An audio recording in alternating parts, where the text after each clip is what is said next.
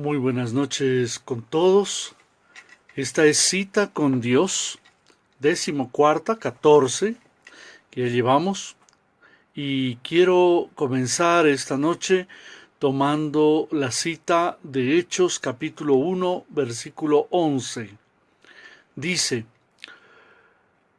los cuales también les dijeron: varones Galileos, ¿por qué estáis mirando al cielo? Este mismo Jesús que ha sido tomado de vosotros al cielo, así vendrá como le habéis visto ir al cielo. Cuando nuestro Señor Jesucristo ascendió a los cielos, después de su victoria sobre la muerte y después de haber dado evidencia suficiente de su resurrección, todos los cristianos recibimos la promesa de su segunda venida. No debe existir en ningún cristiano la mínima duda de que esta promesa, al igual que todas las demás que dio, se cumplirá. Y dentro de estas cosas notables, de este hecho está el que todo ojo le verá. Y conociendo los medios de comunicación masiva actuales, esto será claramente posible.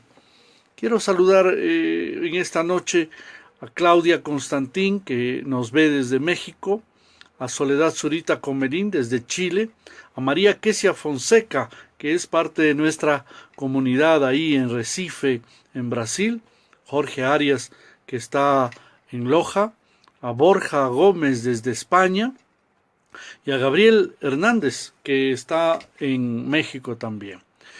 Y quiero centrarme en esto, en esa promesa de Dios, y no solamente en Juan 14, del 1 al 4, que les pido que por favor lo lean, sino siempre nuestro Salvador, muy amado, estuvo hablando de que cuando Él se fuera, regresaría.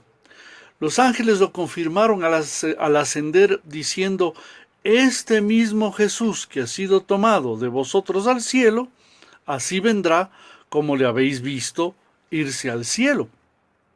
Y las Sagradas Escrituras nos dicen que Jesús vendrá en una nube, con poder, con gran gloria, y todo ojo le verá, que será con voz de mando, con voz de arcángel, con trompeta de Dios, que los muertos en Cristo resucitarán primero, que los que hayamos quedado, que seremos arrebatados juntamente con ellos en las nubes para recibir al Señor del aire y así estar siempre con el Señor. Pero advierte, y dice, esto es algo muy importante, que se levantarán también falsos cristos, falsos profetas, muchos que harán señales y prodigios de tal manera que hasta los escogidos serán engañados. En cuanto al tiempo de su venida, el día ni la hora, ni aun los ángeles lo saben, solamente nuestro Padre Celestial sabe cuándo vendrá su Hijo a la tierra.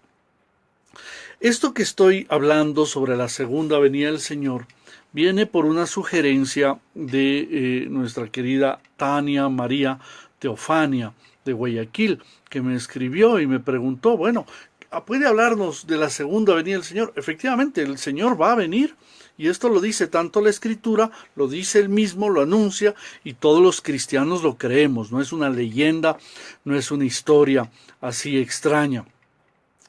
Y más bien el consejo de la palabra de Dios, lo que nos enseña la Iglesia, es estar atentos.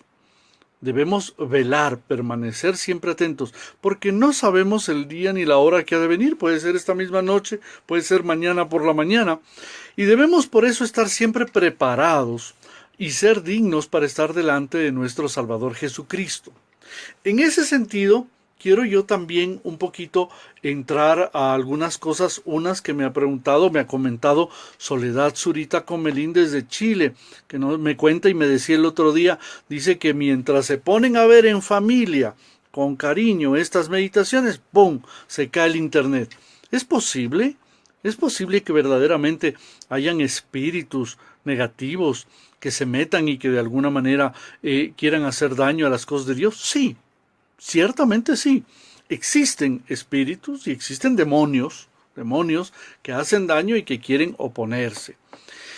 Me preguntó también Soledad Zurita Comelín desde Chile, dice, quiero saber, ¿es pecado ser apóstata? Fui criada de una persona que cambia de religión, del cual se crió, era un pecado. Gracias. Bueno, primero quiero decir que apóstata es aquella persona que niega la doctrina de Jesucristo y que va a otra doctrina, pero una doctrina totalmente contraria, una doctrina que es falsa. Si una persona que nació en una iglesia, con el paso de los años, se da cuenta que lo que estaba viviendo, lo que le estaban enseñando, no es correcto, y va a otra iglesia, pero una iglesia que sea verdadera, ¿no? Evidentemente no es apostasía. En este sentido quiero aclarar, y lo quiero decir claramente, los que hemos dejado la Iglesia Católica Romana, que fuimos miembros de la Iglesia Católica Romana, algunos nos dicen que hemos sido apóstatas. Seríamos apóstatas si es que dejáramos la verdadera fe, que es la fe en Jesucristo. Pero al contrario, estamos yendo hacia la verdadera fe, porque la Iglesia Ortodoxa no ha cambiado y es mucho más tradicional y sin cambios ni mutación, como ha adaptado muchas veces la Iglesia Católica Romana.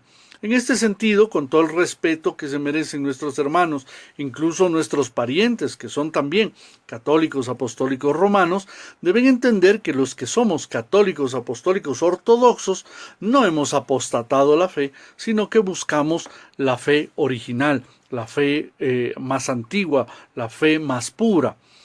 En cambio, sí, hay que decir la verdad, un apóstata sería una persona que, por ejemplo, habiendo sido católica romana, ha decidido pasar al hinduismo o a grupos extraños que son deformados de la fe, como los testigos de Jehová o los mormones. Son sectas o grupos que no siguen la verdadera fe. Quiero también en esto aprovechar para hablar a Juan Pablo Mansur, que él me preguntó sobre el tema de la libertad que el Señor nos ha dado. Y quiero decir que todos nosotros somos libres, efectivamente, pero somos libres para escoger el bien, no para escoger el mal. Cuando una persona dice, es que yo hago lo que me da la gana y yo puedo pecar, digámoslo así, no está escogiendo la libertad, está escogiendo verdaderamente el mal. Está en este momento desviando. Es como decir, en lugar de colocar a una plantita agua, le voy a colocar alcohol. ¿Qué pasa con esa plantita? Se muere, porque no es lo que necesita. Evidentemente, cuando nosotros en la libertad escogemos algo malo, no nos da vida, nos da muerte. En ese sentido, me está preguntando en este momento Juan Pablo Mansur, dice, ¿es malo practicar el yoga? Bueno, el yoga generalmente en Latinoamérica y en el mundo se presenta como unos ejercicios para poder distensionarse, para poder estar mejor. Si fuera una práctica deportiva, no estaría mal. Pero indudablemente todo yoga, tarde o temprano, lleva una filosofía. Y esa filosofía, aparte de que no es cristiana, ¿no?, nos lleva a unos pensamientos y a unas ideas equívocas. Por lo tanto, yo diría que hay muchos ejercicios maravillosos hoy en día que no necesariamente son yoga y no necesariamente tienen que involucrar a la persona con una filosofía. Ahora, hay un poco esa forma romántica de hoy que dice, da lo mismo todo es igual, todo es lo mismo. No es lo mismo. La verdad es una sola y hay que procurar conocerla. El problema es que mucha gente no conoce, no estudia, no analiza. Mando un saludo a mi querido Sandro Gutiérrez, compañero de hace muchos años de infancia de Loja, a Andrea Velázquez, que qué bueno que me veas, Andreita, y a Rick Casey, que está desde los Estados Unidos. Y quiero aprovechar algo que también me ha preguntado el mismo Juan Pablo Mansur. Dice, ¿cómo se puede vivir verdaderamente el arrepentimiento? Es un tema largo que quiero tomármelo quizás en alguna ocasión con mayor paz y con mayor tranquilidad explicarlo. Pero sí tengo que decir claramente que es muy importante arrepentirse, pedir perdón, darse cuenta de los pecados, reflexionarlos, pero también no hay que vivir con la acusación. Claramente la Biblia nos habla y nos dice el Señor Jesús y nos dice San Pablo también que no debemos vivir con el acusador de nuestros hermanos que está señalándonos mañana, tarde y noche, tú eres malo, tú no sirves. Eso no es lo correcto. Debemos reconocer el pecado y debemos mejorar, cambiar, salir de esa vivencia de angustia, que eso es lo que quiere Satanás. Satanás quiere quitarnos la paz. La paz es una de las cosas más valiosas y más hermosas de la vida de los cristianos. En ese sentido, es muy importante que luchemos radicalmente en contra de toda cosa que nos quita la paz, pero para eso tiene que haber arrepentimiento sincero y verdaderamente luchar por no volver a cometer. Y me pregunta, ¿cómo hago para no volver a cometer o cómo hacen las personas para no volver a cometer pecados? Primero, es muy bueno tener un padre espiritual, un guía. Una persona o un alma que no tiene quien le guíe es una persona que está perdida. Y luego, evidentemente, tiene que haber obediencia. Someterse a una autoridad de alguien que le guíe en el alma y que uno diga, bueno, voy a hacer y voy a cumplir esto. Y dentro de eso es muy importante dejar obrar al Espíritu Santo por medio de la vida de oración. Una persona que no ora todos los días es una persona que de seguro, tarde o temprano, cae y se equivoca y comete muchos más errores. Me pregunta Gabriel Hernández de México, ¿cómo hacer una buena reflexión para ir a confesarse y no quede pecado? Bueno, hay varias guías, yo te puedo mandar alguna que más o menos reflexiona sobre los 10 mandamientos. Pero la mejor forma de hacer una buena reflexión es orar todos los días. Mi recomendación es que cada día antes de ir a dormir, al menos 3 minutos, dedicar a reflexionar qué has hecho durante el día, qué errores has cometido. Y de ser posible, cuando se está comenzando en la vida espiritual, anotarlos en una agendita, en un cuadernito, que no sea que vaya a caer en manos de alguien, que sea privado tuyo, y anotas un poquito, tengo estos errores, pierdo la cabeza constantemente, en las mañanas siempre estoy malhumorado, no cumplo con mis promesas ante Dios, y después de hacer una lista más o menos, poder ir donde un padre espiritual. Vuelvo a repetir, lo del padre espiritual es algo ortodoxo, muy necesario, muy recomendado. Y por lo tanto, evidentemente a ese padre espiritual consultar. Mire, me pasa esto, me pasa lo otro. Pero si no se tiene una guía, si no se tiene con quién conversar, muy difícilmente se va a encontrar la verdad. Saludo también a mi querida Cintia Jaramillo, que está allá en Tijuana, México. Por lo tanto, un poquito he querido tocar por encima los temas que me ha planteado Juan Pablo Mansur, esta propuesta de Tania María Teofania, tan buena sobre la segunda venida de Jesucristo, y no quiero alargarme más porque tiene que ser una cita corta, pero quiero indicarles a todos que es muy importante, fundamental, primero entender que Jesucristo va a volver, no es una leyenda, no es una historia.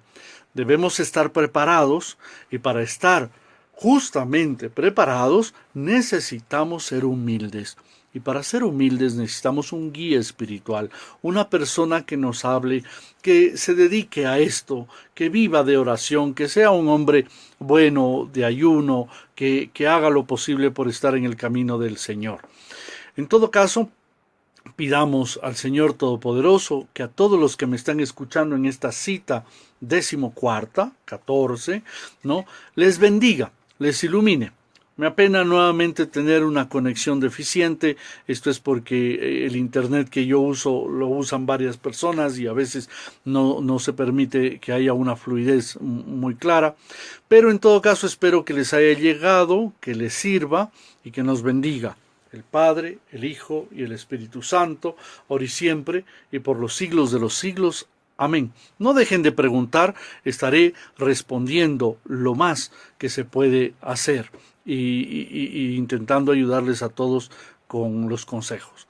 Que el Señor Todopoderoso les bendiga a todos. Chao.